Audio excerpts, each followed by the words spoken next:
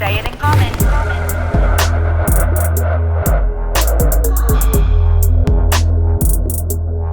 Say it in common.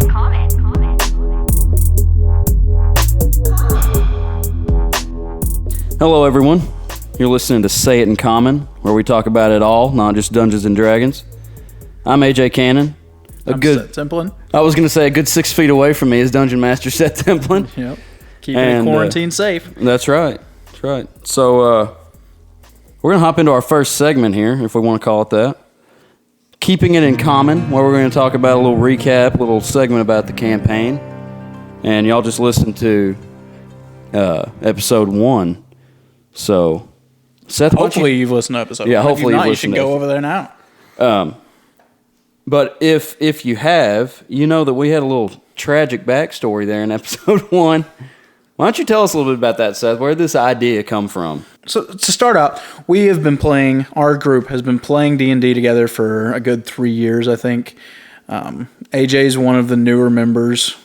It started off, my buddy Anthony, he started watching the Netflix show Stranger Things, and we went to high school together. We kind of grew apart as we got into adulthood, but he texted me one day just saying, hey, can we be best friends again if I play Dungeons and Dragons? Because he knew that I was like a huge nerd in college and learned to play Dungeons and Dragons. So, I told him, come on over. We'll make a character sheet. I have a really nerdy friend named Tyrell, also on the podcast. I was like, he'll love this. So I texted him as soon as Anthony asked me that. I was like, hey, Anthony's wanting to play Dungeons and Dragons. You interested? He immediately answered yes. And then I think he pretty quickly invited Cameron. He might have missed a few sessions. My sister had played a few times, so she was with us in the beginning. Another friend that's kind of got away from us now, he played for a while and he left. And then AJ come in.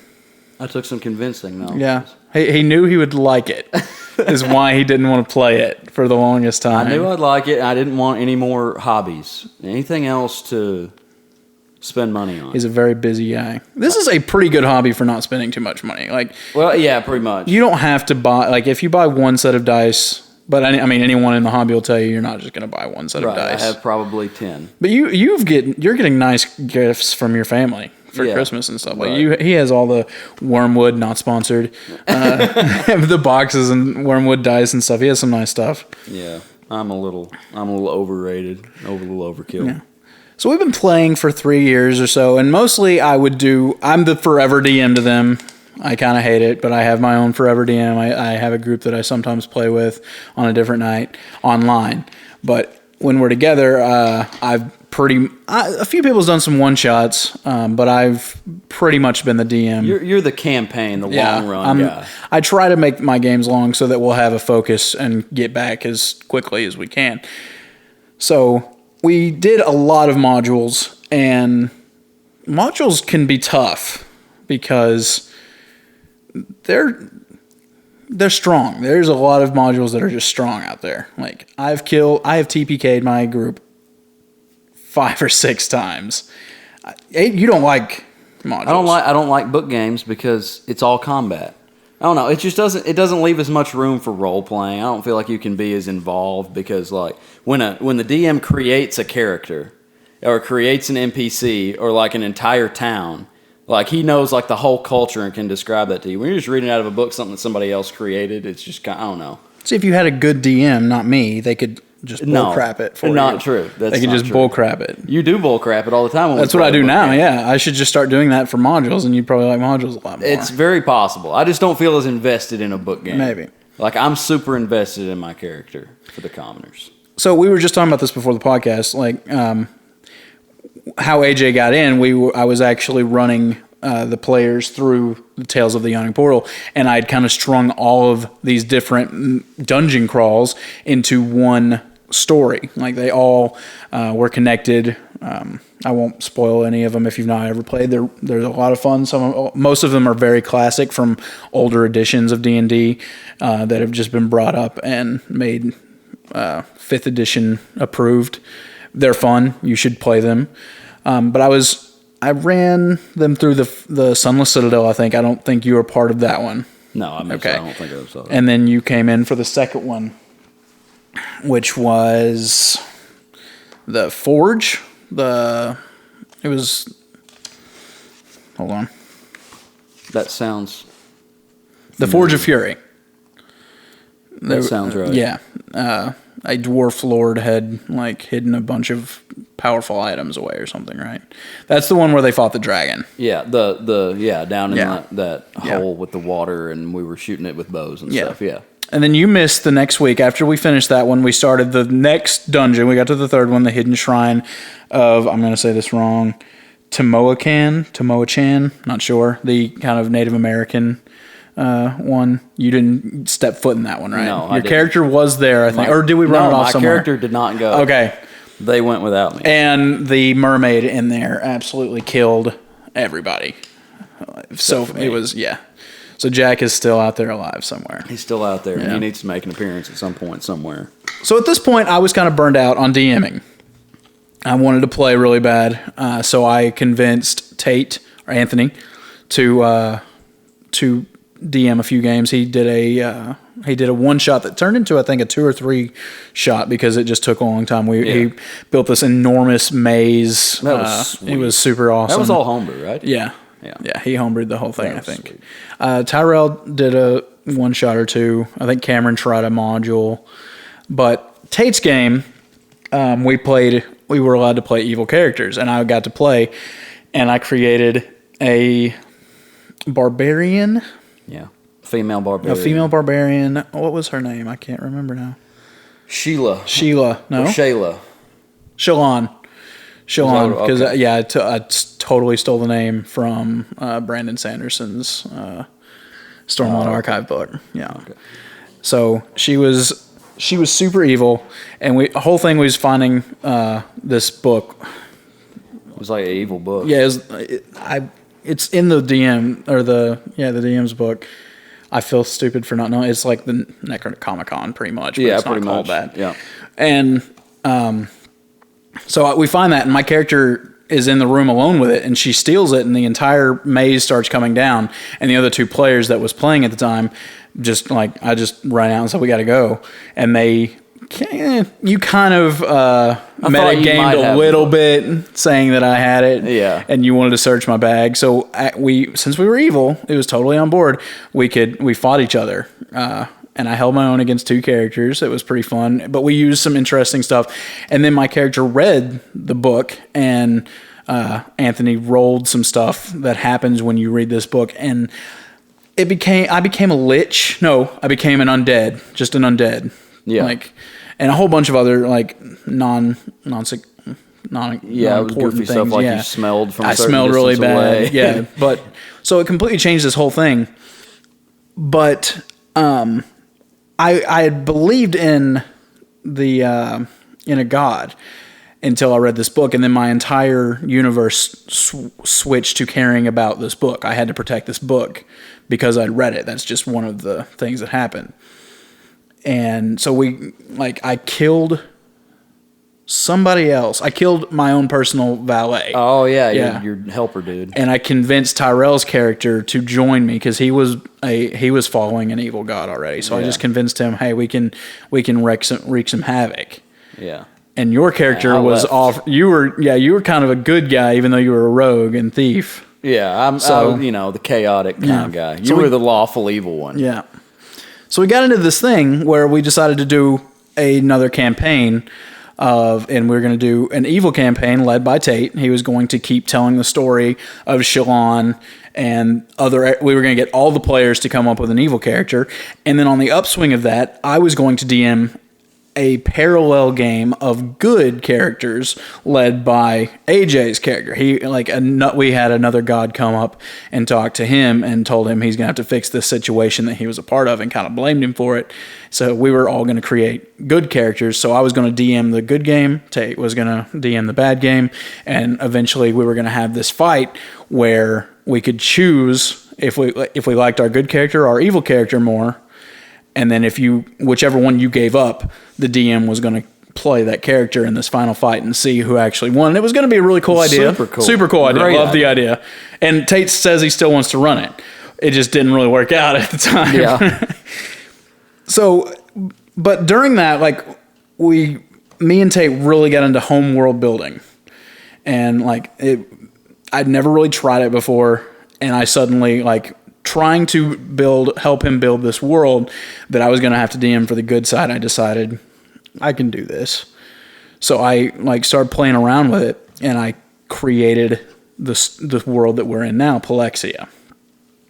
And you created it for that game? no, because it was his world. I just got so into the world building of it that I started creating, working on my own. Gotcha. Because I think I had y'all even roll other characters, right? We were going to do something else, another home brew of something. It's I had you build a city, remember? Oh, yeah. I don't remember that, yeah. what that was about. Yeah, I had or a why we little were gnome doing sorcerer guy ready to go. Yeah, don't know how that fell apart. That was just another game we were going to have on the side. Anyway. Don't know. I think actually that was our plan before the evil thing, and we was like, the evil thing is so good. Yeah, we've got to go with that. Because that was supposed to just be a one right. shot. Yeah. Yeah. That's right. But so when the evil campaign and the good campaign kind of just fell off, did we try another module? We played Curse of Strahd some. We've played Curse of Strahd a little bit, but I think that was just kind of peppered in. Best book game we've played. I think we're gonna finish that eventually. Like we'll probably make a podcast of that when we finish Sure. Commoners. I love Curse of Strahd. It's fun. It's pretty cool. But the entire we've all you're here because of Critical Role. We're here because of Critical Role. Like Critical Role has majorly affected the D&D universe, the D&D game. Like they have made this a hobby that is not embarrassing for people. It was never embarrassing for me. I always liked it. Like I'm pretty confident myself, but it's brought it into the light. People know about this game more. It's super famous. People love Dungeons and Dragons. Cool, and they should. It's cool. So, I mean, we're here because of Critical Role. They set the bar. They set the bar high. But we're not voice actors. We do not have all this money to throw at sound guys, but we also wanted our game to quit being, hey, let's talk about this in between combat. Like we wanted to get away from hanging out, I guess, and try to focus more on the story. We'd still hang out. We still talk for hours afterwards or hours before the game. Yeah. But we wanted to get away from talking in the middle of the game and focus on the game. So I said, hey, Jay, why don't we do a podcast? Why don't we try, actually get everyone to sit down, focus on the story, and that's pretty much what we decided to do. And because we're all normal people and we're not these nerdy ass voice actors, we're not these we're not super talented like these people. We're just common folk. That's where the whole idea of being the commoners came from. So I found a website that made level 0 characters. My wife is looking at me because she can't believe I said that. It's from Critical Role. Yeah, Cynthia. it's the Critical Role catchphrase. Yeah. I'm surprised you said it really. But yeah, so when I found this level 0 thing, I really like that idea. Because the whole point of a story is you're not supposed to be these super godlike characters. You're eventually going to be. Right.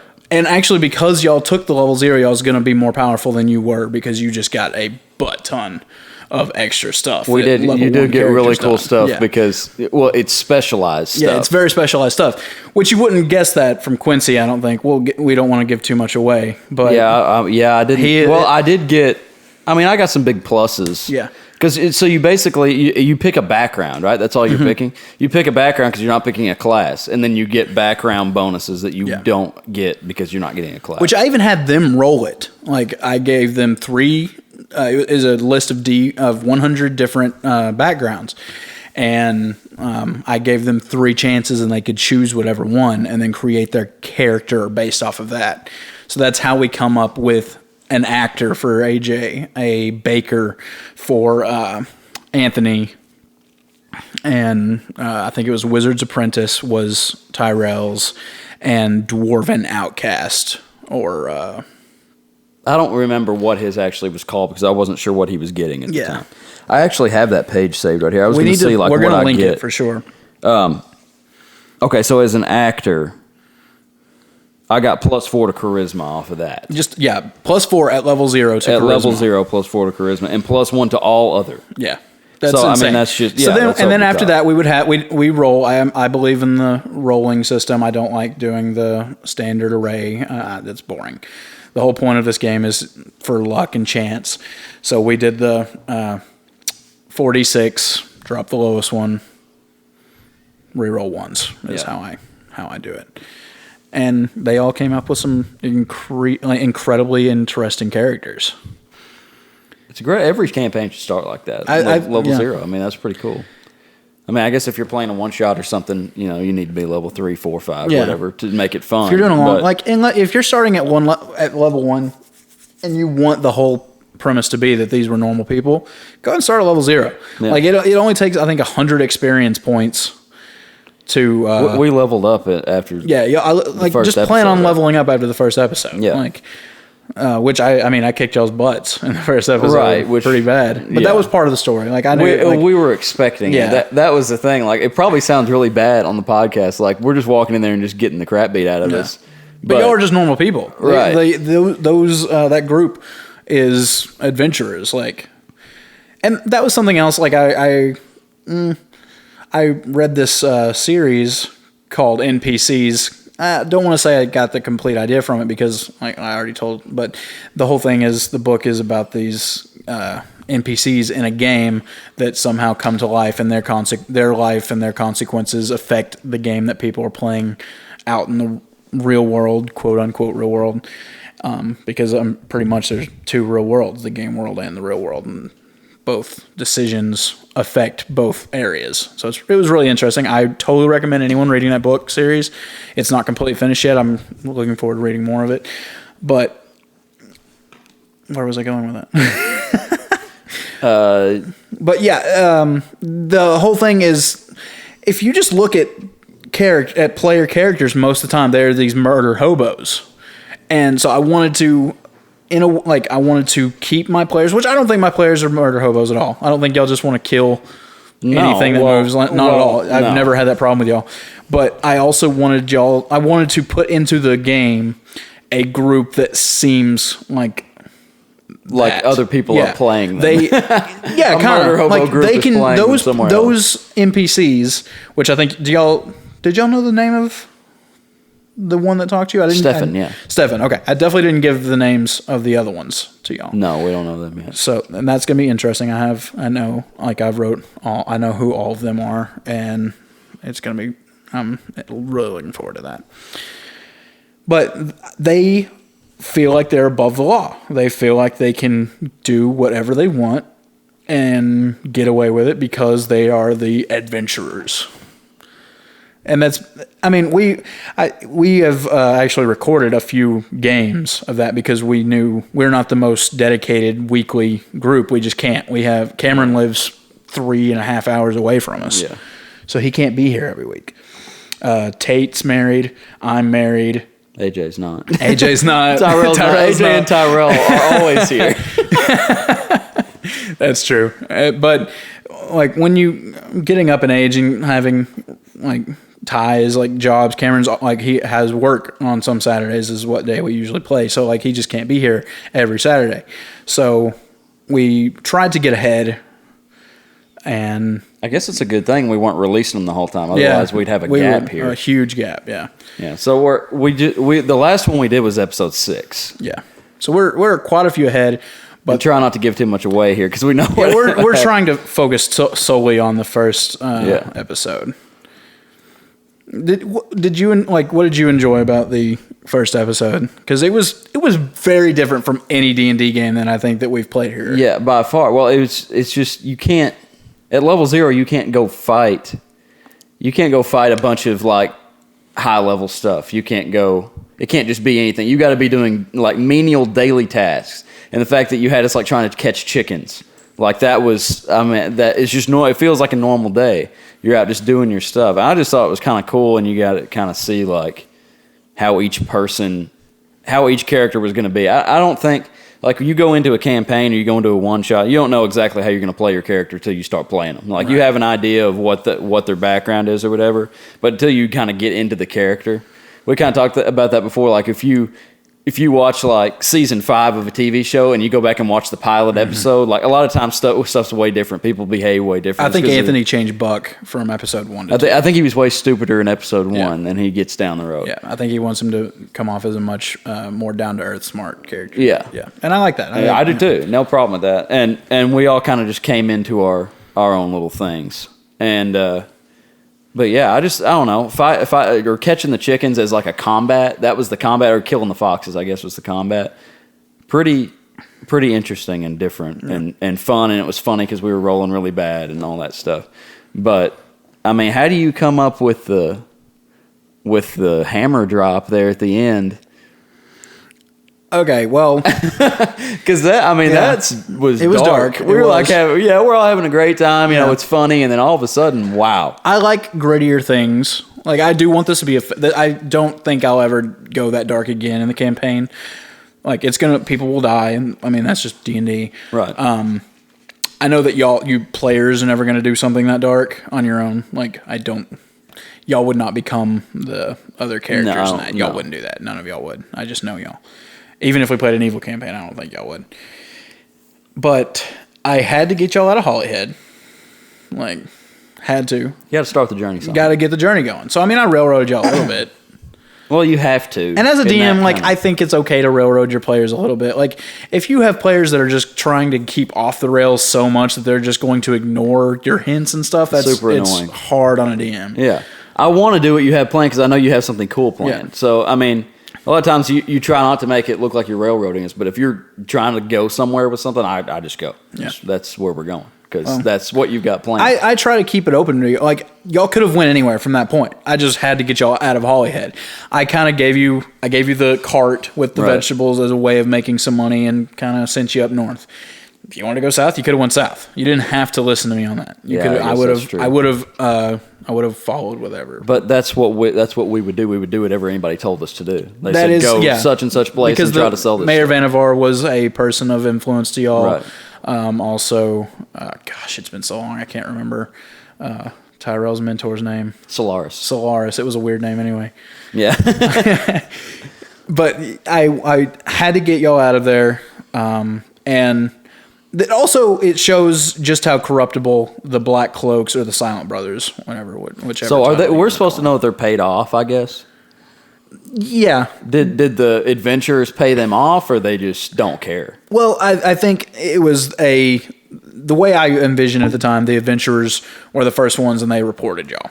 They didn't have to do any more than that. Okay. The Silent Brothers are not worried about finding the truth. They're worried about putting out punishment, like fixing whatever's wrong. Like this girl was raped and killed. They did it. Okay. Gotcha. And y'all were the ones that they just pointed the finger at you, and that was enough for the Silent Brothers because they do not care about justice. They just care about putting out the punishment. Right. Kind of like robots. Yeah. Yeah.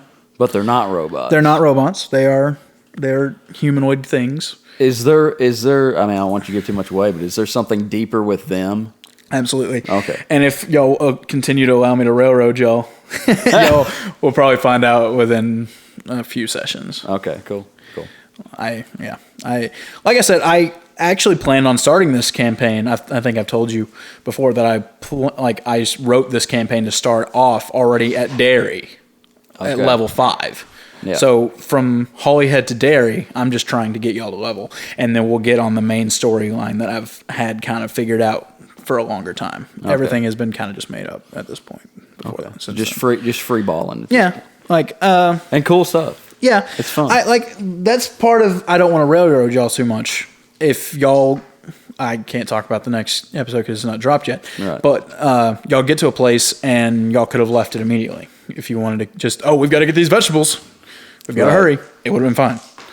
But so I had stuff planned for the town that you're about to go to, and then I had stuff. Actually, y'all don't even make it to town on the next episode. Y'all talk to we didn't. Y'all meet somebody on the next episode. So, and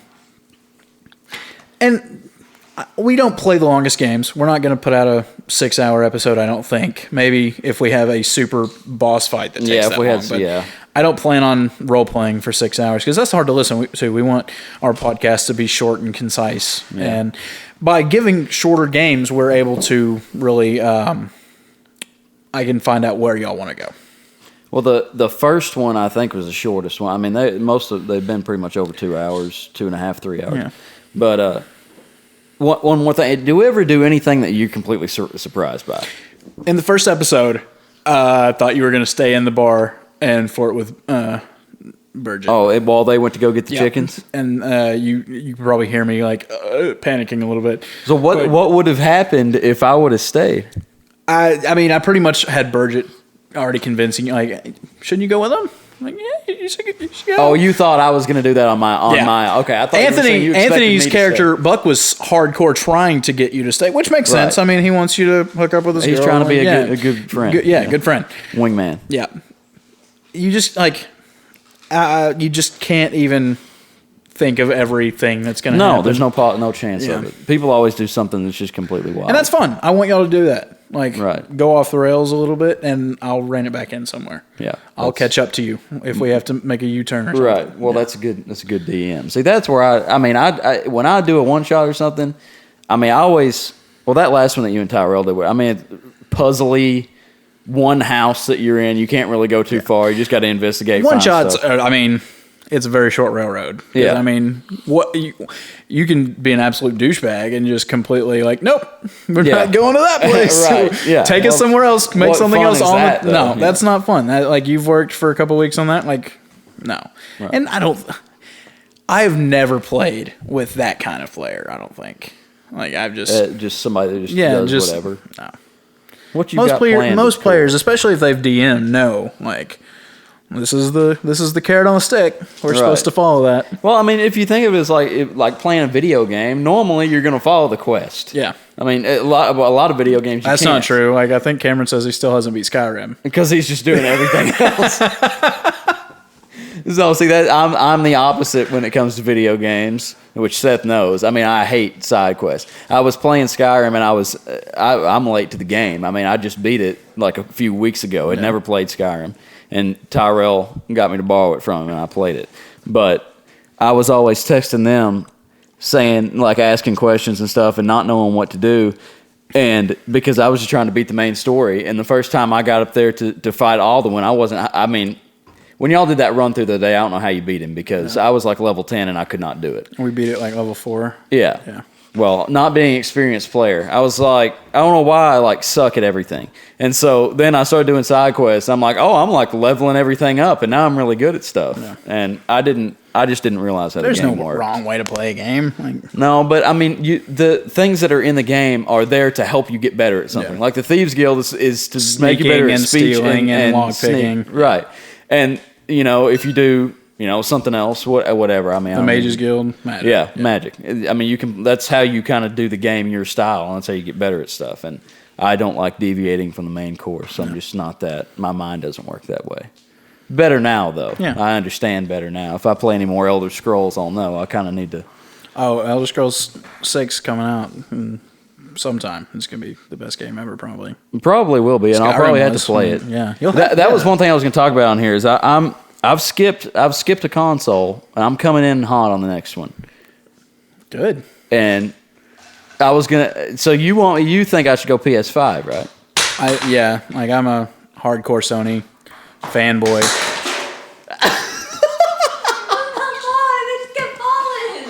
What are you even doing? I'm taking my medicine. Okay. Anyway, yeah. I like Cameron. Yeah, I think he's more of a PC. I don't think he's the only PC guy. I think he's trying to convert. He's trying to get Tyrell to be PC, but Tyrell is hardcore. He loves Xbox. Xbox fan, and he was having trouble out of his PC. Not too happy with that. Okay. Yeah. I don't think Tate cares. I think he likes the old. He likes the 64 still. Yeah, so. True. He's a retro. He's the retro gamer. I think. I mean, you can look at the sales. PS4 killed Xbox One. Did it really? Yeah. It just seems like if you want to play online, Xbox is the way to go. If you just want to play console games, PlayStation's the way to go. I'm not an online player. We don't have good enough internet out here in the Boondocks to really do that. So that's never been my thing. You can play online on PS5 too. I don't know why can, you yeah, assume. I don't- You just come from like. I think that's Malachi had an Xbox when y'all were playing. Yeah, well, we all had Xbox. Modern Warfare, then. so y'all Yeah. were able to console. If y'all had PlayStations, y'all could have done that too. That's probably true. I don't know. It just is it exactly the same? I mean, Yes, exactly the same. it just seems like the online guys play Xbox. Except Microsoft doesn't. You have to pay to play online. You have to have a subscription. Yeah, for don't have to Xbox, have a yeah. subscription to play online. And everything, it's the same. You just get Yeah. on and play online. Yeah. That's crazy. I should have probably got a PlayStation a long time ago. PS5 is gonna be sweet. Have you seen the PS5 controller? No. Looks just like an Xbox controller. Yes, I did see. It looks Is the just- joystick moved? Like I don't know. That's I've really not paid essentially attention. the only But difference. the shape of it looks a lot more like a Xbox controller. well, that's probably be good for me because I don't really like. After playing Xbox 360, I'm not a big fan of PS4 controller. I am PS3 not controller. someone who like people play a game and they'll lose. Like, well, I'm not used to that. Like I have not had an Xbox for 6 years, and I can pick up an Xbox controller and do just as well. I mean, it's not that different. So It's not that different. anyway, I'll probably go PS5 when they come out. All right, so I mean, we are a variety show. Are we done talking about? The Oh, first yeah, I was episode? gonna like say, we're yeah, already that- getting off into other subjects. Yeah, which is fine. probably done talking about the episode because I did say where we talk about everything, not just Dungeons and Dragons. So, I mean, we're talking about video games. So You've been playing. this is kind of into our on the console segment here. Okay. Onto the On the the- console. On the console segment. You're playing another oldie. You're late to another party, right? I'm playing Assassin's Creed right now. Yeah. Don't know why I didn't play them back in the day because it's the greatest game I've ever played. I disagree, but go ahead. I played the first one. I'm into the second one now, which is way better than the first one, in my opinion. Did you ever play the second one, or did you just play the first? I don't think I played the second one. Like, I think I did buy kind of like you did. You bought a whole like a pack or something. Yeah, I right? just bought like 5 of the games. See, I think I did buy 1 and 2 together, and I played all of 1, and I finished the story. Well, you're God, also an achievement How much did guy. you do? I am an achievement. Did you guy. go find all the flags and all that crap? No. Okay, That was too much. I didn't do that either. When I see them, I definitely go get them. Yeah. But I'm not. I just want the story. No, the flags was too much for me. I was younger then though. Like I played them when they were were still new. So I was not the achievement whore that I am now. And everything out in just the open world, like the kingdom, what they call it, I didn't do anything out there. Yeah. Like there's all kinds of the viewpoints and stuff out there. I didn't find See, it. I do hardly try any to of get them. as much of the story as I can. So I would do side quests. I did all the side quests. I'm sure. I just didn't go find all the flags. Like. When you're gathering information or whatever, the evidence, I would get all that. I got all that every time. I didn't do all the save the citizen things where they're getting attacked by the guards or whatever. And See, I think I would even do that. Like I did a lot of them because I was realizing partway in like it tells you, but I just wasn't paying attention that when you save a citizen, they help you later, and like in that area, you'll get people that will like fight with the guards for you and stuff and help you get away. So I started doing them a little bit more, especially around the area where the bad guy was going to be at the end. I would save some citizens around there so I'd have an escape route. But yeah, I didn't even do all those. But I see what you mean about the first one. Like it's climb up very a tall repetitive. thing, It is. jump off of it, and go kill a guy. Yeah, which I Over and enjoyed over. all of that. Yeah. The game was a little bit long for it to be that repetitive. I was starting at the end. I was just like, okay, let's just get it done because I have all the other games to play. I was just like, when does it end? But then when I started playing the second one, I mean, it's got different styles and missions and stuff that you do. See, I think I And didn't play too long enough. It was just, I need to go climb up this thing again and kill a guy again. It's not near as much of that. There's still a lot of the climbing and stuff. First of all, the climbing is faster. He climbs faster in the second one, so you can get up better. there quicker. And there's not near as many rooftop guards. And then they put in like a notoriety system in the second game where if you're wanted, you don't just have to deal with it every time you walk by a guard. They come get you because that's how it is in the first one. If you've just done something or whatever, like it's really hard to get past guards without them chasing you for no reason. But in the second one, it's got a little gauge or whatever that shows you how notorious you are. And if you rack the gauge up very high, it starts showing you where posters and stuff are, like wanted posters, and you go tear them down, and it takes your notoriety down. Then you can walk around freely again. So that's definitely a great addition. And I don't know, the story is just good. So, I think Cameron asked you on the text, but I don't know if I got your message. Are you going to play all of the ones that are connected with 2? Yeah, I think that's Revelations and Brotherhood. Yeah, I think so. I have Brotherhood. I'll have to get Revelations. So you're going to play those before you go on to 3? I think so. Okay. I don't 3 know I played probably the most, even though I did beat 1. The 3 is the Americas one, right? Yes, the Native American guy. That one I wanted. It was That very one cool. looks cool. I like that one, but like because I'm the achievement whore, settlements are a big thing in that one, where you're like you have to kill animals to get pelts, and you have to find all the stuff. There's a hunting aspect. Yeah, so it adds a whole bunch of extra stuff that's not even part of the main story, but. That one's the one, as an American, I know the most about it. Like, I do like the historical aspect, especially in the second one. Like the buildings around, because you're in Italy and you're in Florence, and like it shows you like this is building. I don't know if it's legit though. Are they legit real buildings that are actually there? Okay, I think thought everything in the even the people that you kill are actually people in history that were killed in that exact spot. Okay, that's what I thought. Them. It's super historical. It's kind of super cool historical. That they actually like did that. They can teach history in a way. Like so that was one. The first game. I don't know anything about that area of his world history in like early 1000s. Yeah. Middle East. Yeah. I don't know anything about that, so I don't know if that was legit. But when you're walking around the city and you come up to a place and it gives you a button to push and you can read about this place, that's pretty cool. Yeah. So it's like real world Florence. Well, I'm glad you're enjoying it. I was not a fan of Assassin's Creed. And the reason I think that I was not too big a fan is they were big into, at the time, they wanted them to put out one a year. Like, they had to have one a year.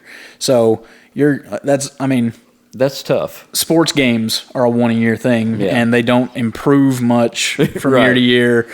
They're always laggy. Some of the greatest games that I think, like the Arkham series, they put, from the first to the second game was I think 3 years, and then from the second to the true third, which not Origins but Night, was maybe 8 years. And it's been a long time. They're coming up with another one. It's still not Rocksteady who's doing it, but they've put a long time. So if you're going to build a masterpiece of a game, which some of those games are considered masterpieces, it takes time. You can't just copy and paste. And if you're doing a year-by-year game, you're copy and pasting a lot. Right. And that's, Well, look at the Elder Scrolls games. When did Skyrim come out? Like 2009? No, because I was in college. Early. It was definitely 10 or 11. 10 or 11, and we're still playing it now, and they haven't come out with the next one. They haven't come up with there's Elder Scrolls Online, but... Which they also, Bethesda puts out Fallout and long distance of time for those two. And those are big games, too. Mm-hmm. That's crazy stuff. So, I can't imagine how good the next Elder Scrolls will be. Right. It's going to be insane. Yeah. Okay, on the console for you, what are you playing? I am obsessed right now with Persona 5 Royal, and I played Persona 5, which a lot of people think that Persona 5 Royal is just a DLC recopy. I am loving it. I've already put in almost 70 hours, and it came out at the end of March.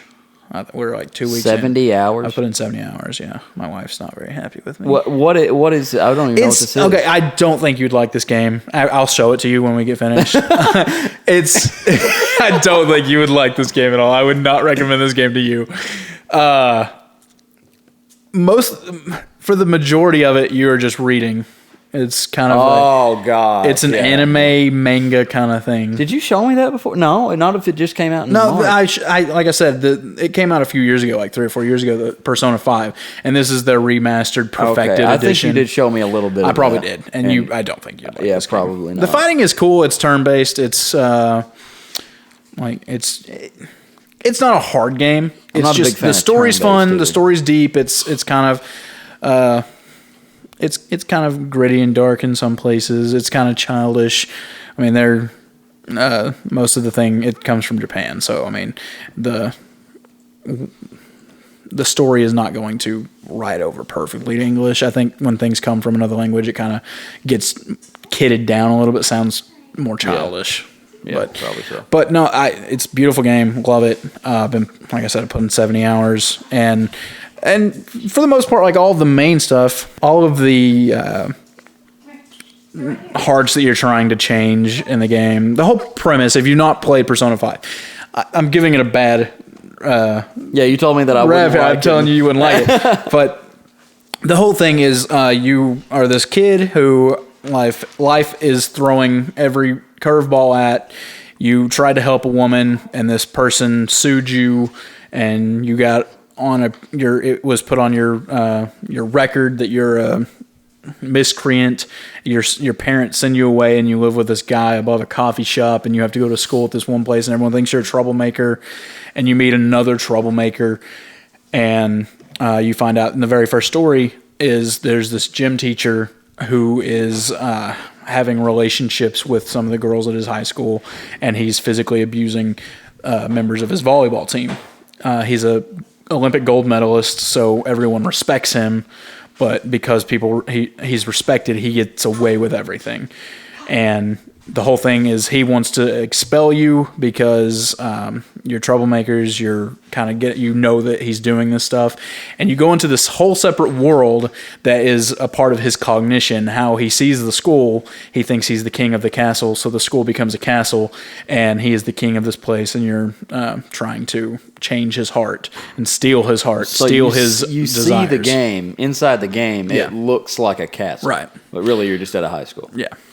Is it like the Bully games? Did you ever play them? I played Bully. Is it like them? No. Okay, I've never played them. That was the impression I got by them. No, that was not turn based either. Like you actually could fight and shoot and stuff. This is turn based, so you can sneak up on enemies that are fighting and stuff, and then your 4 people will stand in a line against however many enemies you have, and if you do the game right, the enemies will hardly ever get a turn. Like I said, it's easy. It might be a little. I've not played on the crazy hard one. I plan on amping up the difficulty when I go into New Game Plus. People put 300 hours in this game already. So I'm behind the times. That is crazy. Is it like is there decisions in it that you make? Is it like an RPG? Kinda, there are kind of decisions. Ask the right questions kind of thing? Or is it just... You can't... It's pretty railroady in its own way that you have 2 weeks to change this guy's heart. And if you don't, you're going to get expelled. So the game's over if you fail. So there's not much, but there's all these people that you make relationships in the world. And the whole idea is all these people that you're making relationships with, they're growing your own heart. You're getting stronger. You're getting skills. You're learning things by meeting different kinds of people from different walks of life. And all those goes into it. Mostly it affects your fighting styles and stuff like that. But there is a point in the middle of the game that I'm not going to spoil anything, that based on what decisions you say, you can lose again, or you can go on to get the true ending based on just one conversation in the middle of the game. But it's not like the old Mass Effect games where you could be good or be evil, or Fallout, if you played Fallout, where you could, it's not like that kind of system like that. Okay, gotcha. But that's what I've been playing. And Skyrim before that, I got into that again.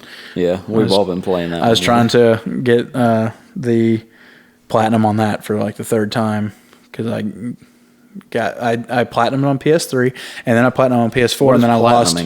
It's my Xbox has achievements.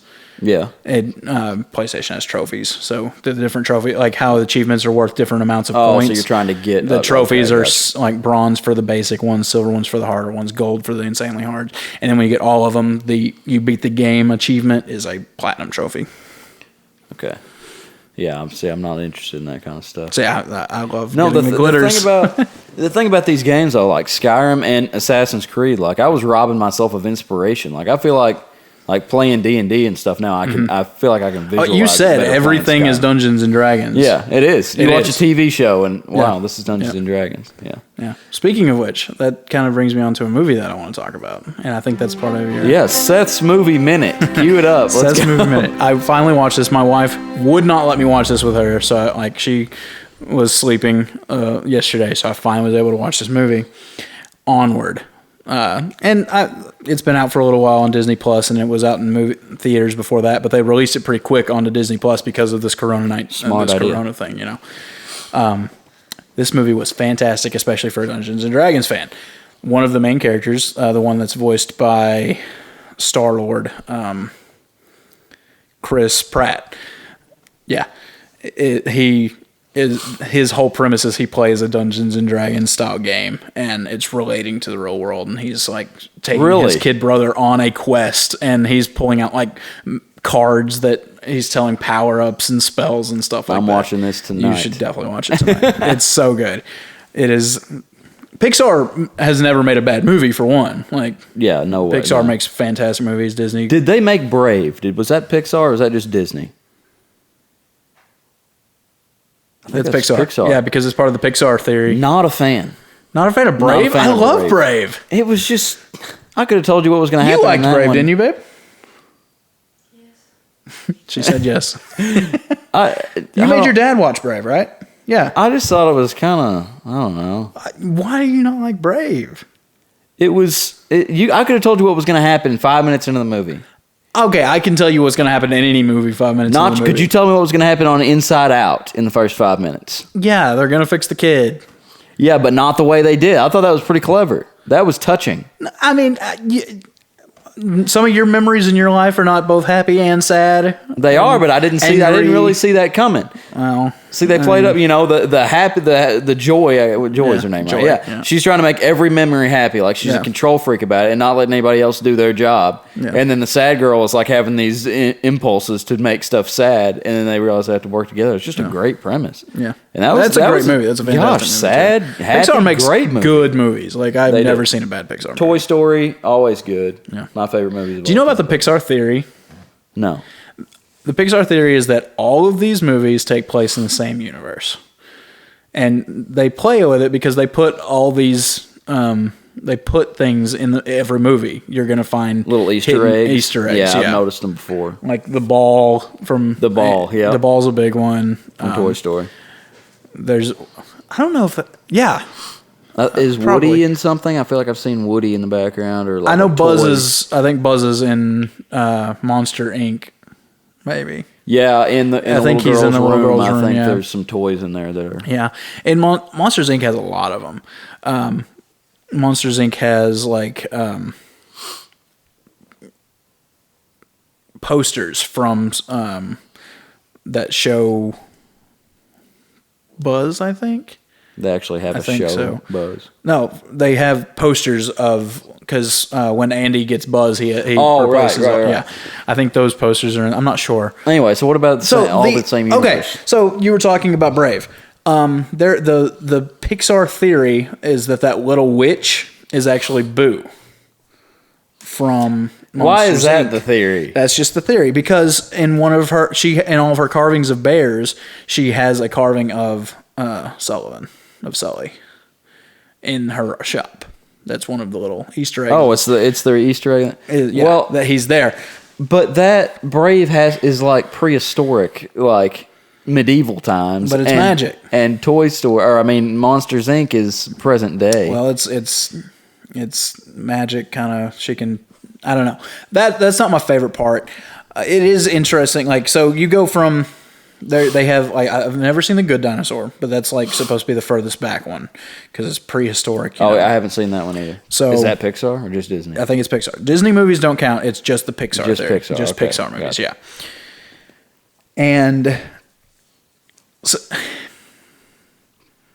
all of these movies, they think it follows a timeline, which Onward is kind of putting a mix into it because it shows two moons in the sky, so like it's going to be hard. It's like a different planet. People have theories on how it connects, so I don't know. I've not watched those yet, but like gas and gulp, I think is a constant thing.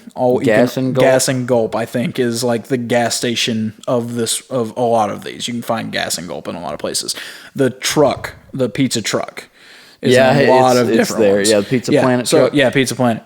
So in Wall-E, I think in these cities, the Gas and Gulp Corporation is the ones that create the spaceships or something. I'm probably totally butchering. What about in Toy Story, where Woody and Buzz get out of their vehicle and have to ride on the Pizza Planet truck. Is that at a Dynaco station? I'm pretty sure it is, so that which fits is in with cars. Yeah. Okay, go ahead. Anyway. Yeah. The corporation that creates the spaceships for Wall-E owns Dynaco and owns Pizza Planet and Gas and Gulp, I think. Gas and Gulp might not even be on that. I don't know. But they all connect. They're all in the same world, just showing like the different things. And I think the reason they said that girl could be Boo, possibly, is she goes back through the door, and that the doors in Monsters Inc. are also time traveling doors. Oh, which I would believe that. Yeah, so she could go to a door in Brave's time. I think that's just people trying to make something interesting. It is for sure. Because Disney's just trying to put their little Easter eggs in there. Now, Frozen's not a Pixar movie, right? That's just Disney? Is it? I'm not sure. Because the Tangled girl is in... It actually appears... Yeah, she's a Disney princess. In Frozen. So okay, I think that's just Disney. I don't think that's Pixar. Okay. But yeah, so they're all Disney princesses. When does she appear in Frozen? At the very end when they're... Frozen 1 or 2? 1. At the wedding. Yeah. At the wedding, she's there? No. Was it the wedding that no one got married in the first one? The celebration at the end of the movie, yeah. Yeah, she's got her hair cut short. It's brown, and she's with Ryder. Yeah. It's clearly her. Okay. Yeah. Okay. Yeah, I've never noticed it, but yeah, it's funny. But go see Onward. It's awesome for Dungeons and Dragons reasons. Tom Holland, Spider-Man, Star-Lord, Chris Pratt. Yeah, he's the main character. Tom Holland voices the main character. And Chris Pratt's in there? And Chris Pratt is the brother. Yeah, I'm going to watch this. When you watch it, Barley, which is the older brother, which is Chris Pratt, is Anthony. Same person. Swear to God. Same person. Like, it was uncanny. All right, something we've been jumping around and we've mentioned a few times is the COVID-19 corona situation. How are you handling it? How's your family dealing with it? Okay, well, it doesn't really affect my family that much, and I'll tell you why. First of all, my dad's still working because I guess he's an essential guy. You have to have bus parts. I'm still working because you have to have bread. My mom already doesn't really get out. I mean, she goes to church and goes to town once a week. So she's missing church. She's missing church, but we're doing church online, so really not that big of a difference there. The only thing is, I've been going to get groceries for me for my mom and my grandma. But you have a story to tell about that, right? I have plenty of stories to tell about that. I ain't even getting into it. Oh, come on. I'll just get fired up. Tell it. It was hilarious. Just the Walmart thing? Yeah. So I go to Walmart the other day, and you get in there, and they've got signs up that say you're supposed to limit your quantity on certain things. Yeah. I've not seen those signs once, actually. Well, on the bread aisle, we were taking them down because we're the bread vendors. We got plenty of bread ordered. Don't say limit your quantity of the bread that we're bringing. It's our stuff. Anyway, I think they've fallen off, probably gotten destroyed. I think now they're starting to get caught up where it's not that big of a deal. But this was last week. And anyway, they've got these signs up that say, limit your quantity due to whatever, just try not to go overboard. Mm-hmm. It doesn't say limit your quantity to 1, 2, 3, whatever. It just says, please limit your quantity. That's on toilet paper, bottled water, cleaning supplies, that kind of stuff. Perfectly fine with that. Don't have a problem with that. But then also, the media and everybody's telling you, hey, send one person per household to go get groceries or, get stuff for the elderly people and all that. Okay. Just don't get a shopping cart of only water. Don't just get a shopping cart. Don't just go in there and pile up one thing. So I'm going for my mom and my grandma, doing the safe thing, trying to do the right thing. But you get in there, and then they want to limit what you get when you're trying to get for 2 people. So first I'm on the phone with my mom because she's very particular about her toilet paper. She wants Angel Soft 4-pack Mega Roll. The reason being, well, first of all, Angel Soft, she just likes that toilet paper. Second of all, the 4-pack fits in our linen closets properly. And a 4-pack, you can empty the whole thing at once and put it in, your little dispenser or whatever, and you don't have an open package sitting in the cabinet. Yeah. You get a 12-pack or whatever, you got an open package somewhere. It doesn't fit in the cabinet right. It gets water splashed on it in the bathroom, whatever. Anyway, so they haven't been having that, so I've been kind of not getting toilet paper. But now I think that's all that the paper companies are producing are these bigger packages. Mm-hmm. So I'm on the phone with my mom. Hey, do you want this Cottonelle 6-pack? She said, well, yeah, we'll just get one, and it'll help us get a little caught up. So I get one, and I go ahead and get one for my grandma. Well, no, my mom said get two for us and get one for my grandma. So I did, and I got 3 in the car. I'm on the phone saying, I'm going to get in trouble for having 3. I know this is not going to be right. They might let me have 2. Sure enough, I around the corner, there's an employee standing there. She says, hey, you're only allowed to have 1 toilet paper. So I'm buying for 2 people. And she was like, well, you can talk to him up front, but you're only supposed to have 1. I was like, okay, whatever. So I understand you can only have 1. I mean, anybody could come in there and say they're buying for 12 people and buy everything. Right. So I put it back on the shelf. There's a nice lady standing there. She says, hey, put one of those in my cart. I was like, no, it's not that big of a deal. She was like, no, I'll get it for you. I'll take it up there for you. I said, no, it's not that big of a deal. We'll live with that and everything. I looked down on the bottom rack of her cart. She's got a package already. So I guess she was going to smuggle that one out of there. I don't know. She was like, you're probably buying for your grandma or something, aren't you? I said, yeah. And she was like, well, come on, put it in my cart. I said, no, we'll live. We're not hurting for it. She's like, okay. Anyway, so that was strike 1. Then I get to the water. I went camping last Tuesday afternoon. We were going in kayaks. I'm trying to pack light. I get the miniature bottles, 12-pack of Nestle miniature bottles. My grandma gets a 12-pack of regular-sized bottles every week, so I've got that in the cart plus the miniature bottles. I get all the way to the front of the store with it to the self-checkout. Don't get me started on the not having cashiers. I heard a story the other day. A guy, one of my boss's friends, went through a self-checkout, got to the door, and they had a lady standing there. She said, hey, I need to check your cart. They were doing that at this Walmart. He said, if you want to check my cart, you should have had somebody check me out. And he just walked out. Don't accuse me of stealing stuff and want to check people's baskets when you're not checking them out because you don't want to pay an employee. That's ridiculous. I went to that same Walmart that you're talking about, and I don't like the self-checkouts. If I have a whole bunch of things, if I have a shopping cart full, I'm not going to do it myself. They're faster than me. I'm not going to. They're not faster than me. I like doing it. I put it in there however I want. I bag it however I want. Use double bag if I want to. But yeah, I understand. Like I would. But also, I was under the thought if I do it myself, I'm taking away someone's job. So I kind of mentioned that to this woman at that one, and man, she gets on my case. Like, those things gave me a job because they need more people to check out because there's less checkout areas now. Made no sense. She chewed me out. Well, yeah, because they've got 2 or 3 people standing around over there making sure people aren't stealing stuff, I guess. But yeah, that's ridiculous. And then where were we at when were we in Texas? And we went to that Walmart before our cruise with Kyle and Brianna.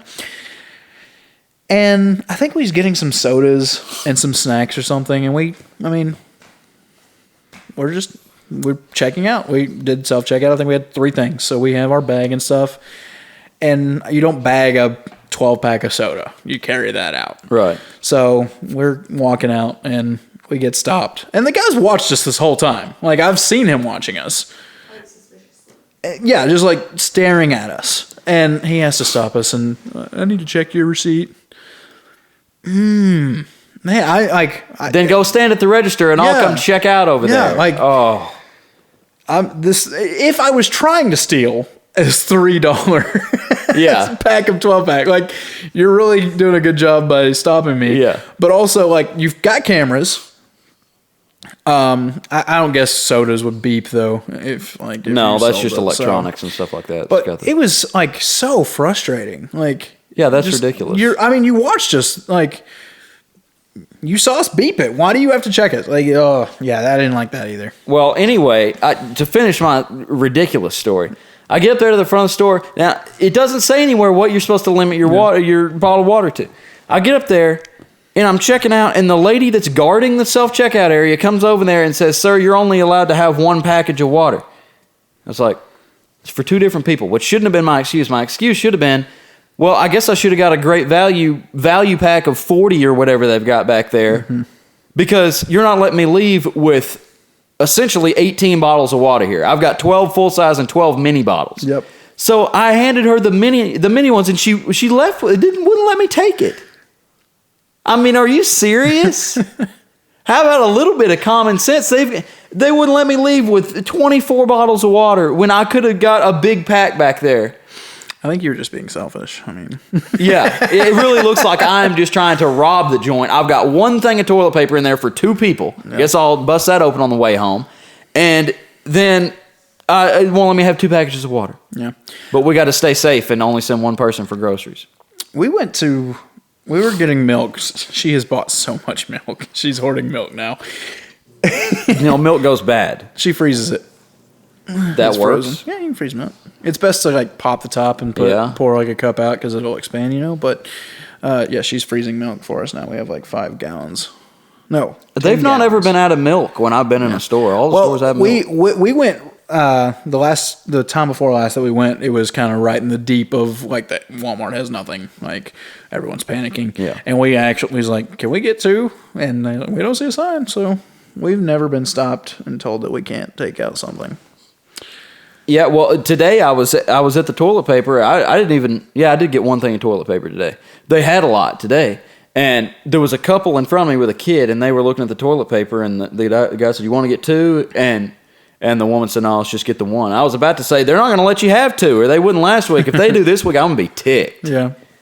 Did you ever think about just taking your stuff to your car and then coming back in? I could have done that.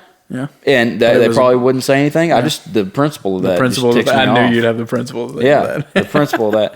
Yeah, it was principle that I didn't hoard toilet paper to begin with, because when I saw them start doing that, I was telling my mom, and she was like, "Well, you need to go get some toilet paper." I said, "I am not. That's embarrassing." You're throwing some shots, right? You threw some shots on when you first told that story. Yeah, they're the family and the community. Yeah, which. It was all in good fun. Yeah, she sent me a picture the next day of her giving some toilet paper to one of her friends. Yeah.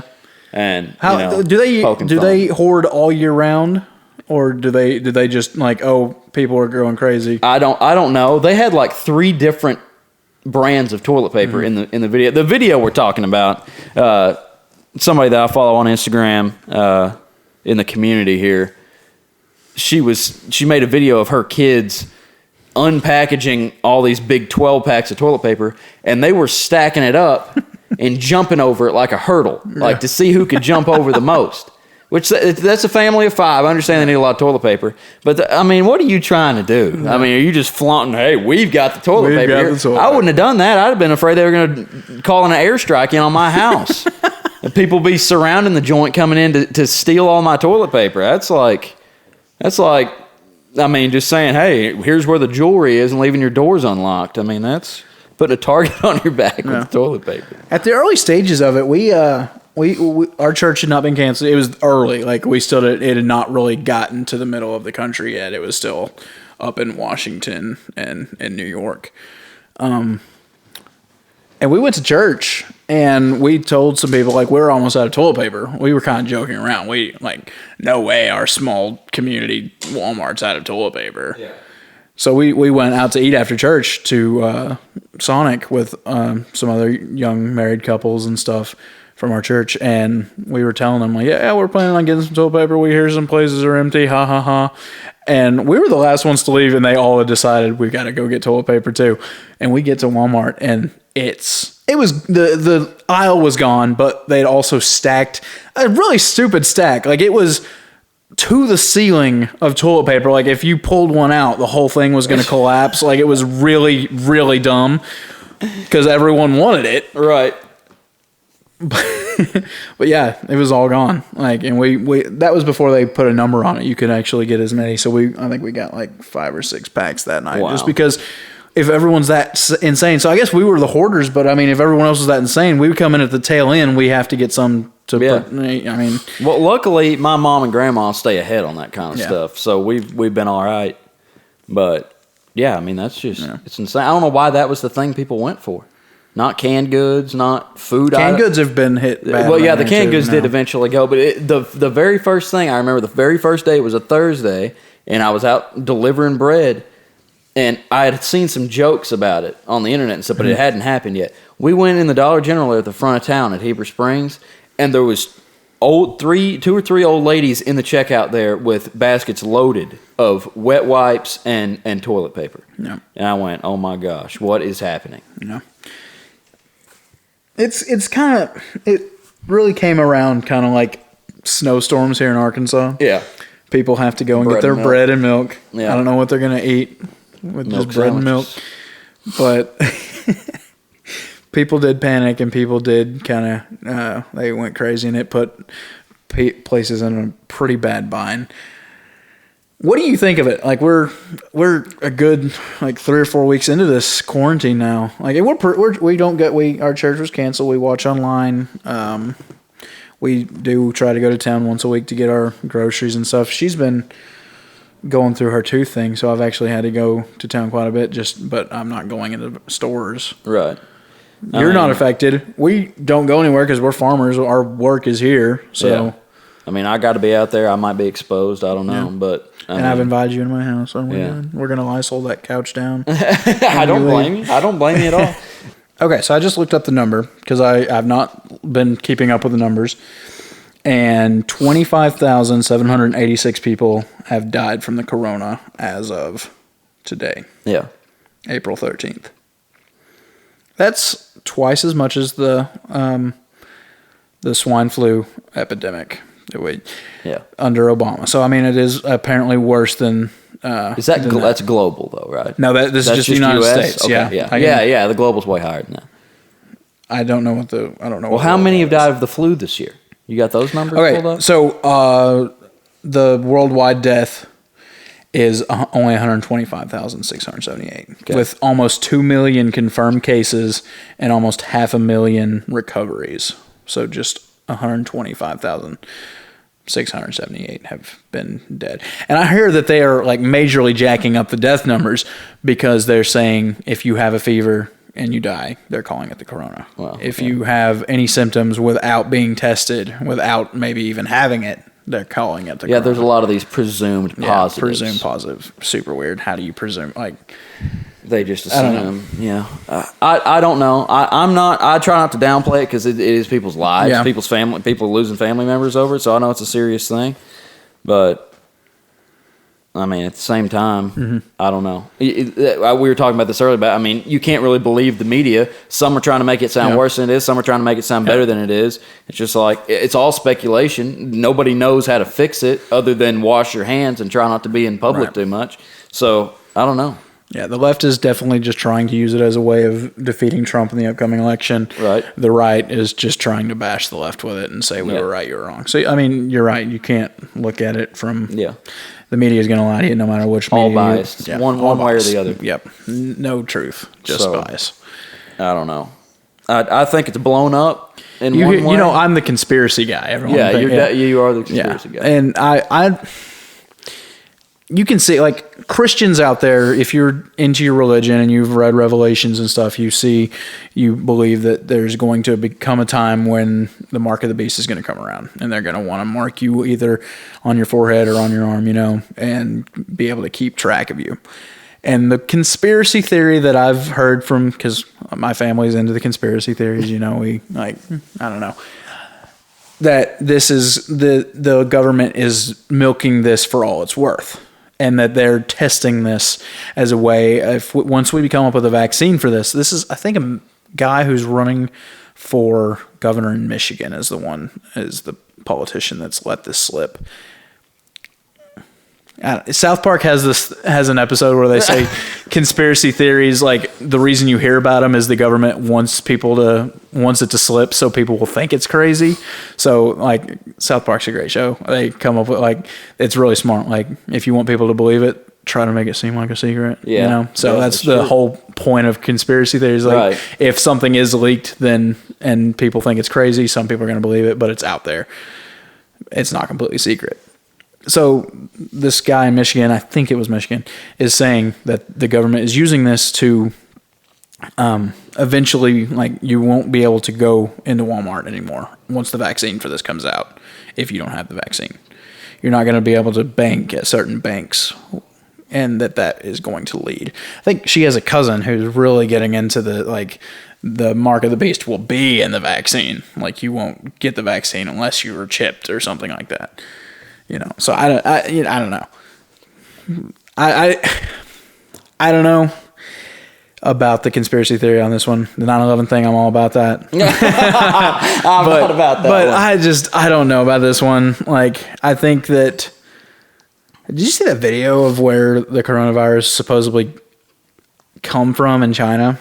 the market where Yeah. they're chopping up bats and Yeah. cats and dogs and anacondas. My conspiracy theory about this thing is that I mean, the only thing that I think I don't even know if it's conspiracy. Is like I think it was trying to either that. I mean, I know they were trying to hide it. Yeah. But did they do it on purpose? Did they build? Is it a weapon? Yeah. Was it on See, purpose? like, well, Did Trump they is try to kind keep it quiet? Trump is kind of on that same page, I think, and he's saying like China needs to be responsible, be held Yeah. responsible because like all these people are getting sick. That's simply because they knew about it Yeah. and didn't tell anybody. Yeah. That could have been shut down Yeah. in China, and they didn't because China is China. It's insane how fast it spread, though. Like you kind of feel like it had to have already been in the United States before they found the first cases on the coasts. You It's know, very possible. because it got. I mean, You got people flying. we around live the here in world every day. Arkansas. We are in a small community, and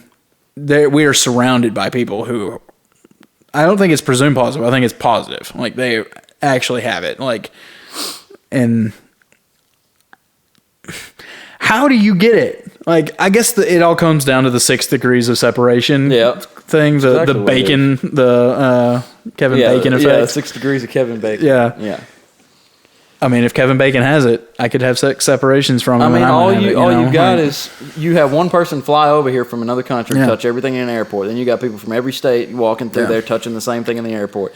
And then some of that. I is guess it's not. carried- It seems hard to believe that it would spread that fast, but if it's that easy to catch, Yeah. then it Which expounds upon That's itself, one thing I guess. about it is just how contagious it is. Yeah. Obviously, it's very contagious, and it's, Which that's crazy because in the beginning they told people not to wear masks because masks would not help you with the coronavirus, but the people who's dealing with the coronavirus needed those masks to be safe from the coronavirus. And now it's just come out, yeah, wear masks. That was that's literally a the thing. thing. It's People all told them, yeah, speculation. people told told people not to wear masks because they needed the masks for the people who were like medical. medical yeah. people, and because they needed it for the corona. Like it made no sense. I guess if we are flattening the bell curve here, if staying at home, we're not getting it, and we don't get it for ourselves. I don't think either one of us are afraid, me and my wife, of getting it ourselves because we're young, we're fairly healthy. We don't have any underlying health issues. She's a little asthmatic, she says, but my grandma, she's got diabetes and stuff. My dad has had a heart attack. He's in great shape, but he's had a heart attack before. Her 12-year-old sister, 13-year-old sister is going through chemo. Like she has cancer. So, I mean, you cannot play around if you have Yeah. the family. That's the thing. That's Yeah. my thing. But I don't care to get it. I mean, I don't, obviously. Well, don't want actually, I was thinking, Not scared of it. you have hemophilia? Would that be an underlying health condition or no? I think it's. I mean, it's just like it's a respiratory thing. Yeah. So anybody with lung problems or heart problems is where you're going to see a problem. Which my grandma has. What's that? What's that called?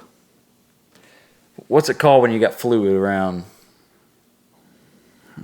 lungs or something? Anyway, I can't remember. Anyway, she's got respiratory and heart issues. Yeah. She's had heart issues before. So that's the only thing. I'm just worried I'm going to take it somewhere. Right. That's the only thing I'm worried about. I don't care if I've got it. I may have had it. I may still have it. I don't know. I don't know. I'm sure I've been around it. You can't. God, we invite him into our house.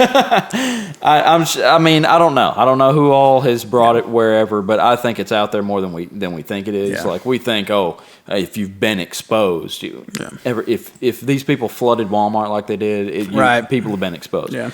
But I just don't want to take it to people with problems. That's kind of my other conspiracy theory on it that I don't think is really a conspiracy theory. I think we'll all get it eventually. I don't agree. I don't think. See, there's no way we won't all get it.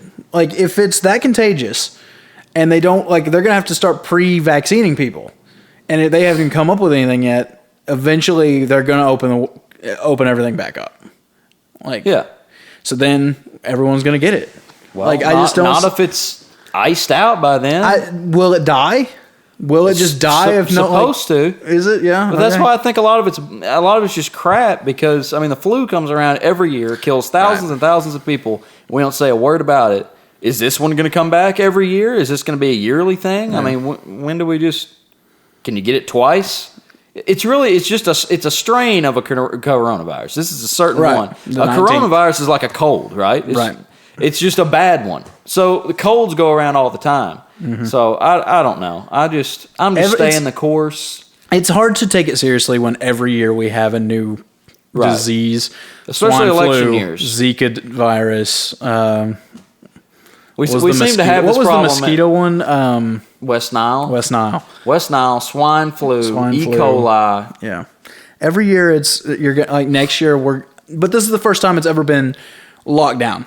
Even in my dad's life, he says he's never experienced Nobody's this. ever seen this so like before. so this it makes it seem like it's worse than normal, but the deaths you feel bad that 125,000 people in the world has died. But like you said, how many people die from the flu on a natural year? We're paying attention to it. I saw a meme, and this, like a little politically incorrect, but I don't care. It was a little cartoon thing, and it said someone freaking out, like hundreds of thousands of people are dying. What are we going to do? And it shows an infant in a womb saying, "Oh, you're just now hearing about this," and it's not even talking about the abortion thing. Yeah. And how many babies are killed every year? Probably more than that. I Oh, think way more millions. than that. Yeah, It's like 3,000 a day. It's so we're putting this up on a pedestal, and it might not should be the thing we put on a pedestal. Well, you got the media. The media. It's all the media. Whatever they want to push, right? It's gonna get pushed. And I don't know why do they not want to give people hope?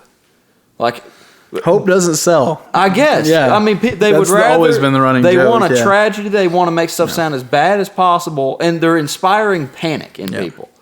And I guess people are blind to it. I can see right through it. I get I get news notifications from a few different news things, and before all this happened, I got a few a day. It would send me just little stuff. Some of them were funny things. Some of them were, something the president said or something that was going on there.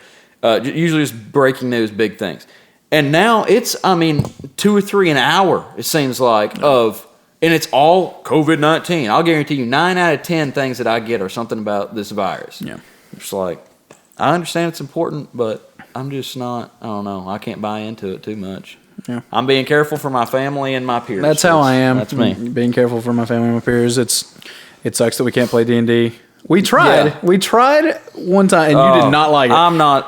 We tried on Roll20. We tried a group thing. Our internet here, my internet's really bad, so we couldn't. We tried Discord to talk, and then we actually just did a voice call with everybody, and that worked really good. It for worked the voice, way better on the voice But call. you did not like it.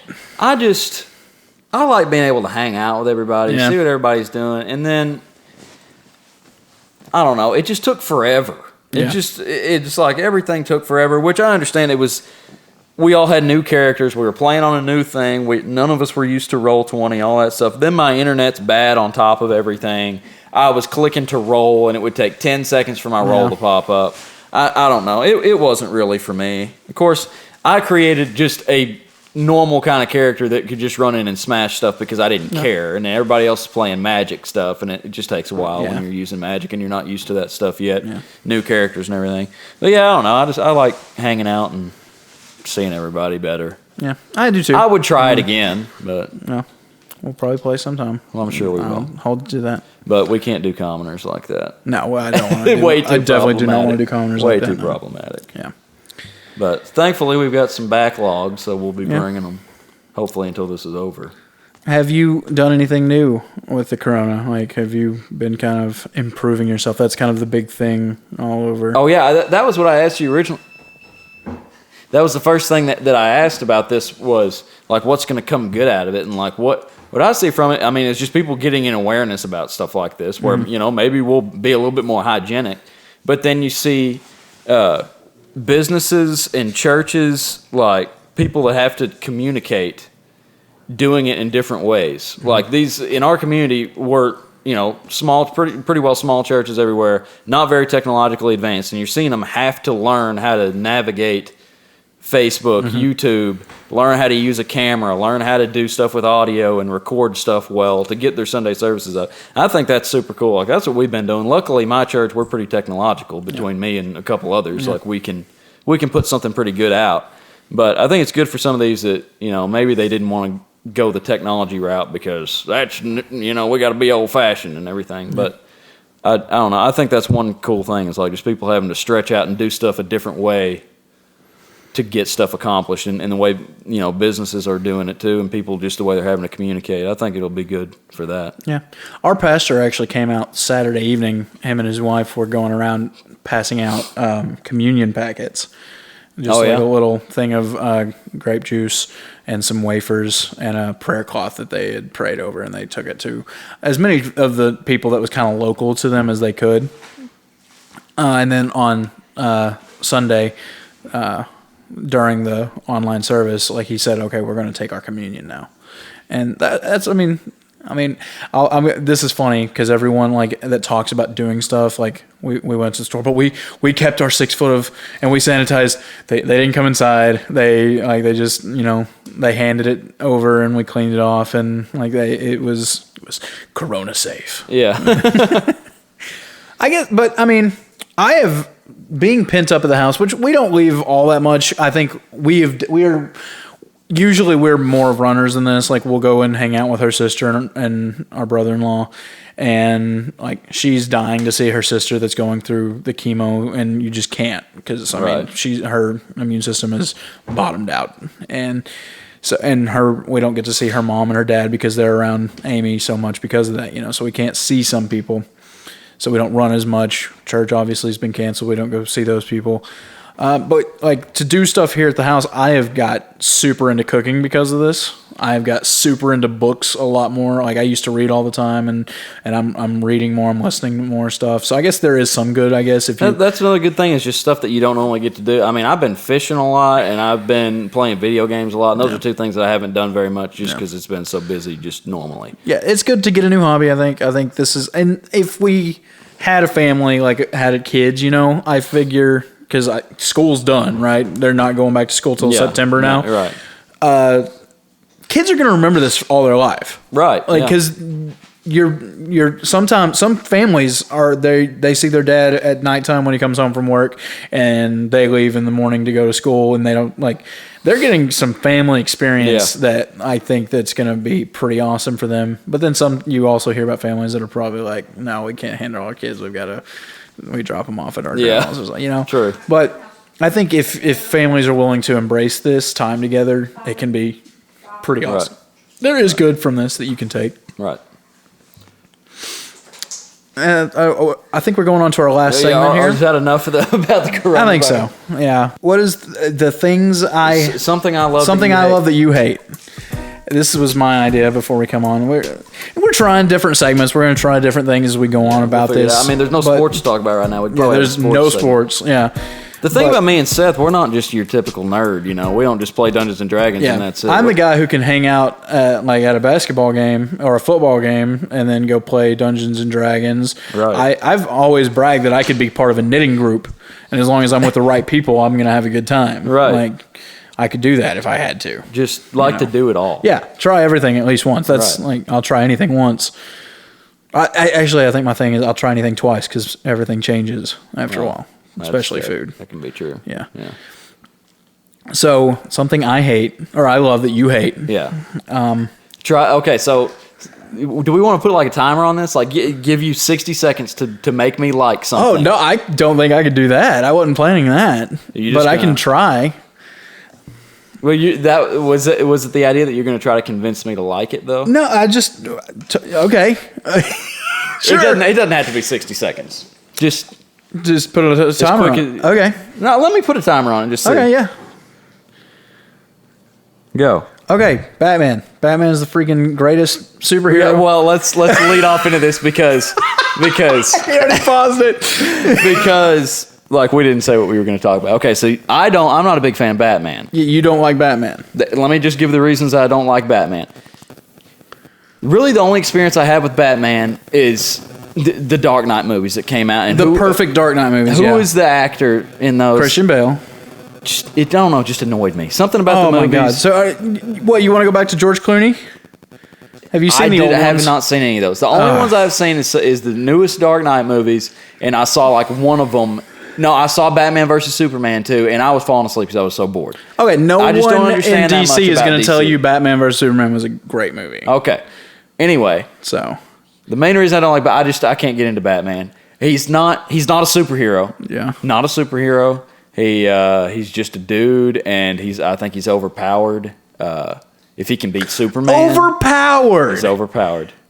He's just a man. You just said he's not super. And now they you're make saying he's him- overpowered. Anybody could beat him. Any of these superheroes would. Superman should be able to put him in the ground in a million pieces. He can. Yeah. But he didn't. Batman beat him. Okay. Here you go. Now your time's starting. The thing about Batman is if you give him a day of prep, he'll beat anybody. Sure, Superman could absolutely just go to his Bruce Wayne's manor and eye flash the whole thing, just disintegrate him. Absolutely. Could carry him out to outer space, throw him in the sun if he wanted to. Yes, Superman could beat him. Give him a day of prep. Batman's going to find a way to stop that. Batman has different contingency plans to take care of every single one of the Justice League. They've got anime movies about that. Super awesome. But that's just the thing. He is a man. This is why I love Batman, is because he is a human man. He does have, I think, like genius level intelligence, but he creates everything in the comics. I'm not talking about the movies, because he creates his own gadgets. Like, he builds everything that he uses all himself. Because he's a man, he has every weakness that I have. He has he has a few $1 million more than I do, obviously, that he can pursue his hobbies better than I can. But he is still, at the basis, just a man, and that, I think, is the best part of Batman. That was a little bit over a minute, but Just a little bit. It's okay. why don't you like Batman? Okay, I just told you why I don't like Batman. doesn't I make think I sense. just got a bad taste of the movies. When the new ones come out, Okay, Robert Patterson. You're like, I'm excited about this movie. I would have, after watching the last couple DC movies that came out, I am definitely on a DC. Yeah. I want to watch them. After Joker and Birds of Prey, I want to watch them. But it's not firing me up that it's Robert Patterson. Just when I thought, I'll watch the Batman movies, I found out it was him, and I just can't get over Twilight. Never watched them, but I can't stand Twilight. I hated that when it was books. I hated that when it was movies. You should look up the Twilight actors hate Twilight. No one hates Twilight worse than the actors. Really? Yeah, they hated it. Okay. Anyway, I'm going to give them a chance, even as bad as I don't like him. It freaks me out that you don't like the Christian Bale ones. I didn't like this voice. He didn't like his voice, but that's what the director told him to do. Well, it was just corny, seeming to me. Well, have you seen Neighbors? Neighbors with Zac Efron and Seth Rogen. They have I'm Batman. They have like one of them's like, my Batman is the oh Lord, I'm drawing a blank now. The first Batman. I mean, is that how Batman is supposed to talk? He's trying to. He's not. He can't sound like. Knight. He can't sound like Bruce Wayne, so he's changing his voice up. Okay. I mean, I will give them a try.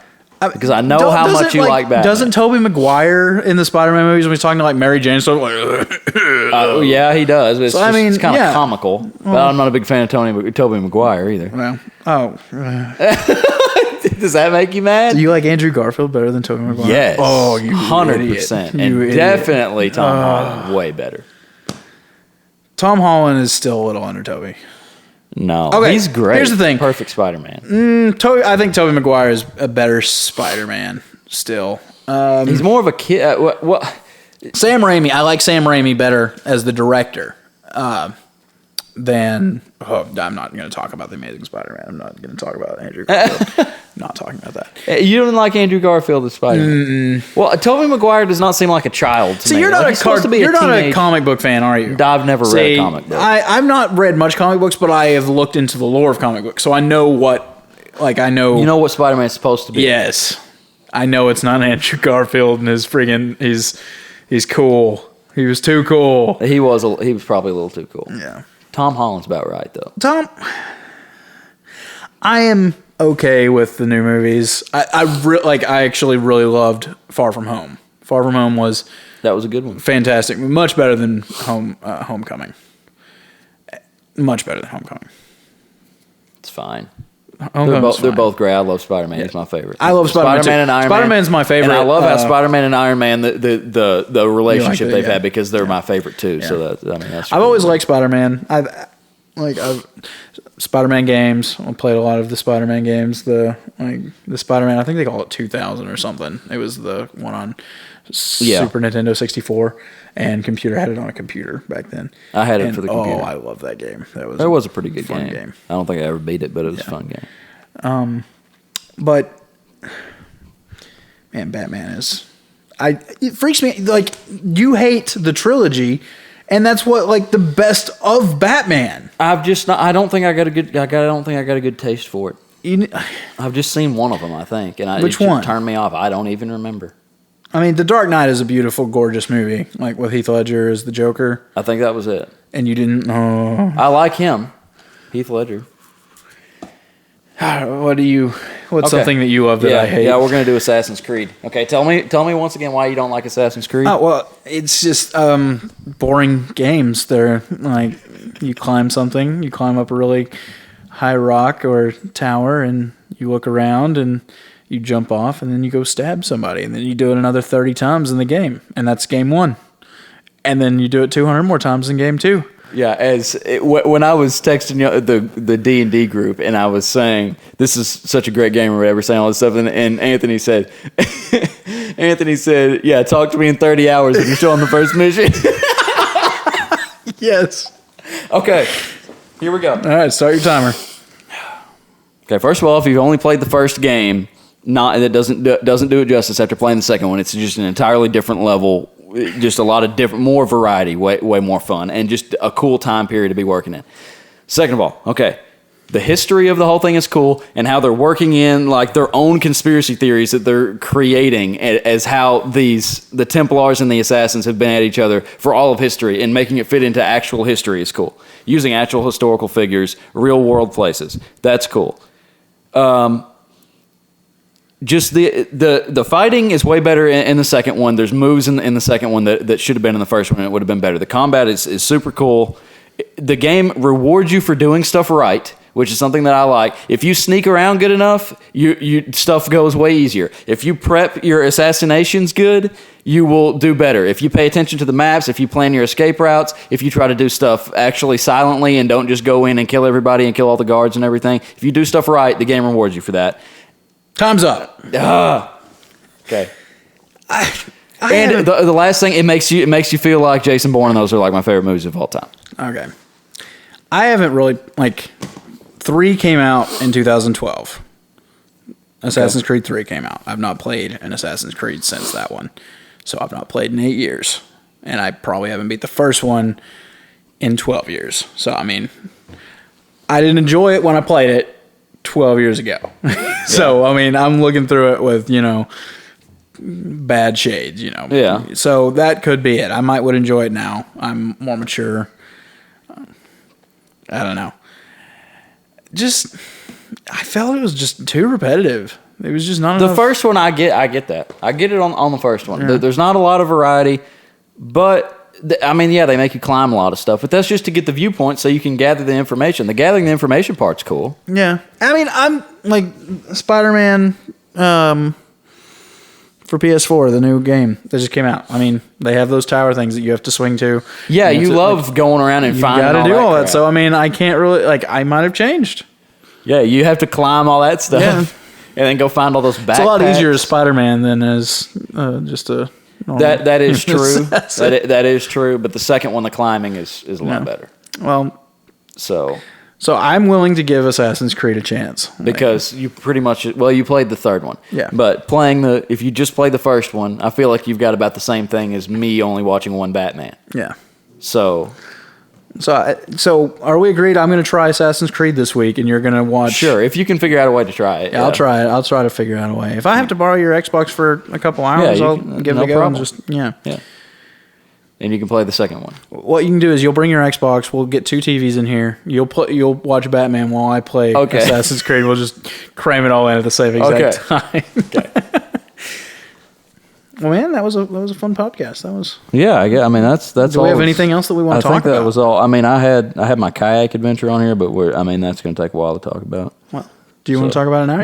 No, no. It'll be old news by the time we do this again. Well, I mean, there's not really a whole lot to talk about. I was just, adding I thought you were going to bring that in actually on the things that you love that I hate. I thought it was a fishing story. No, I'll use that for next time. Okay. I'll use that for next. Yeah, Seth doesn't like fishing either. But basically, me and another friend this week, how me and Seth were talking about how we like a lot of stuff, not just doing nerd stuff.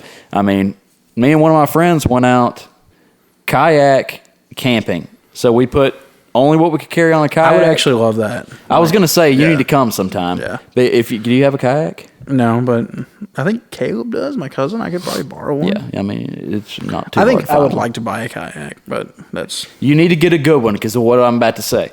Okay, so. Are you telling the story now, or are you going to wait? Yeah, till next no, I time? was just going to say a little bit about it. Okay, so we took only what we could carry on a kayak. We took only food we took was jerky and granola bars, and we took wow. water. We were going to catch our food, which we did. We caught food, filleted them, camped in hammocks, built a fire out of nothing. I mean, we had a lighter, but I mean, it was. I'm sure that's Hans pretty legit. Hans probably still started a fire with nothing though, didn't he? Yeah, he used a lighter. Yeah, he's grown up because he used to would. Not, he used would to not go try out to- in the woods unless he got to make. Yeah, a he'd fire. take a flint or something and try to do it real legit. But no, we have in an actual survival situation. If you got a lighter, you're going to use a lighter. Right.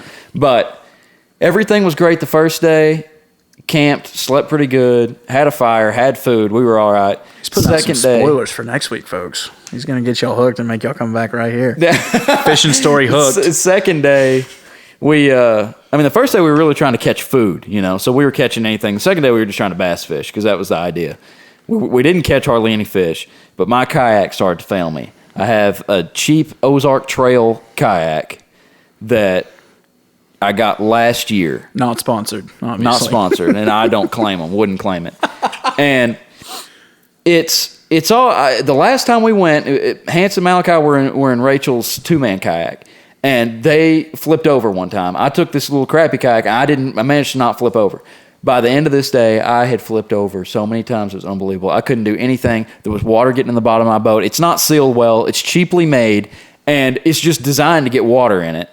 And then when we got done, I realized there was a hole in the bottom of my kayak. I guess I wore through it at some point. It hit a rock or something and knocked a hole in it. So very cheaply made.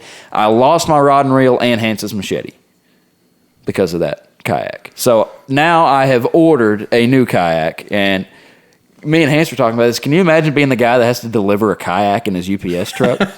How mad you would be if you're like, who the heck ordered a kayak in the COVID-19 pandemic? Well, but camping and hiking is like one of the accepted activities. It's something you can do. Yeah. So anyway, it's on back order, so I don't know when it's coming, but I've got a good kayak. A lot of people are getting those kayaks, apparently. Probably. Yeah. But it should actually be a good quality kayak. And well, I'll try to get away with y'all sometime again. Yeah, because I would sometime. actually enjoy that. Yeah, we can take a whole crew, especially when Malachi gets back from Panama. We'll go.